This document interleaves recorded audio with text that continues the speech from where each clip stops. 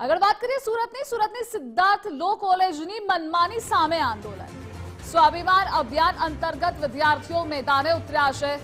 હિન્દુ તહેવારોની ઉજવણી પર પ્રતિબંધ સામે આક્રોશ છે। કોલેજમાં હોળીની ઉજવણી નહીં કરવા દેતા રોષે ભરાયા। કોલેજના પ્રિન્સિપાલ સામે વિદ્યાર્થીઓએ મોટા આરોપો લગાવ્યા છે। રજૂઆત કરવા ગયેલા વિદ્યાર્થીઓને ધમકીનો આરોપ પણ છે।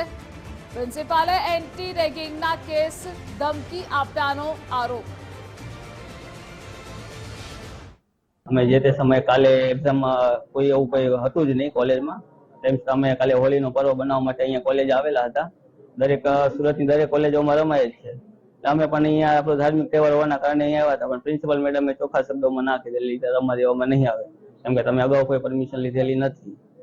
અમે પછી ત્યારબાદ લેખિત પરમિશન લેવા માટે ગયા, પણ મેડમે ના પાડી કે ભાઈ તત્કાલ ધોરણે પરમિશન આપવામાં નહીં આવે। એ કોલેજનો કોઈ ક્લિનિકલ કે પ્રેક્ટિકલ કોઈ વર્ક ચાલુ છે એટલા માટે।